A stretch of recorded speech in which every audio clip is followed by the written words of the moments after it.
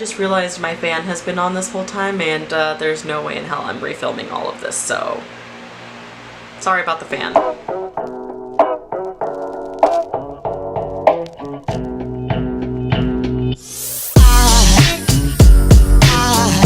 There goes a sight from my soul.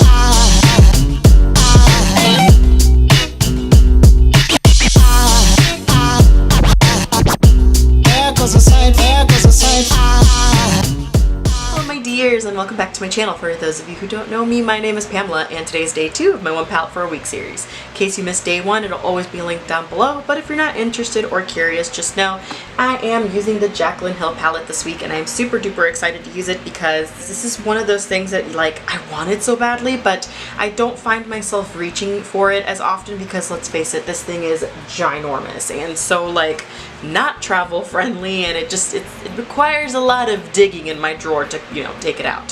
So for today's look, I really wanted to do something very summer, since it is actually June 21st when I'm filming this video, and it's officially the first day of summer. Woohoo, summer! I really wanted to incorporate, you know, Pool Party and Jada because, of course, they are so summer happy colors, and I'm not a big fan of wearing teals or greens like that on my eyes, but I do love that color. It's like my favorite color ever, so I wanted to try really hard to incorporate this into some sort of a look.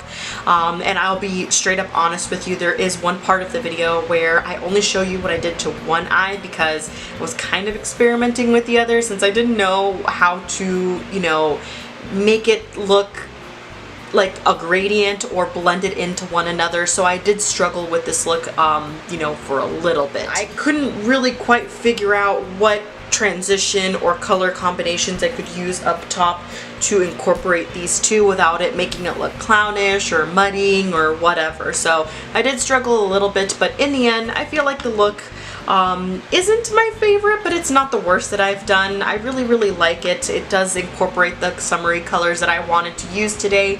And, you know, Pool Party is just such a beautiful color. Overall, I'm not mad about how the look came out, but again, I struggled a little bit. So if you ever, like, use these two colors, let a girl know what you use for transitions or to, you know, build up into the crease to then later put this color on top. I would love to know your input on that. I don't have any more babbling to do, so let's just get right into this. Yes! Okay, so I've already primed my eyes, and the first color I'm going to take from the Jaclyn Hill palette is Silk Cream, and I'm just going to go ahead and use this fluffy brush from Coastal Scents to put that into the crease, and as you can see, I'm blending just a little bit onto my lid as well. The next color I'm going to go into is Butter, using that same Coastal Scents brush. I don't change brushes for quite a while. I'm just sort of building a gradient from lightest to darkest. Butter is always just such a pretty color to put into my crease. Now I'm going to go into Creamsicle, and again, pretty much placing this color in the same area using that same brush. I wanted to add a little bit of warmth since, you know, those blue or teal tones are kind of on the cool tone side. Now I'm going to go into Pool Party, and I'm going to first go in dry just because I wanted to see how this color performed dry first, and then I do end up wetting my brush with a little bit of my homemade setting spray, and as you could see, what a huge difference. It's so foiled and so beautiful. You could even carve out your like lid with this color.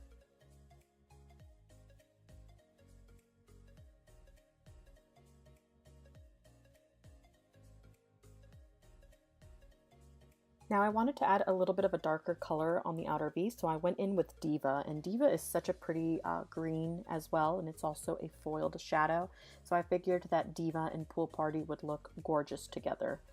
I'm just going to speed this up a little bit because this took a while to build up, you guys. It was like a process.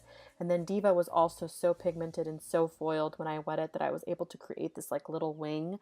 And at first I didn't quite care for it, but once my whole look was complete, I thought it actually looked really pretty, and I could see myself doing this in the future.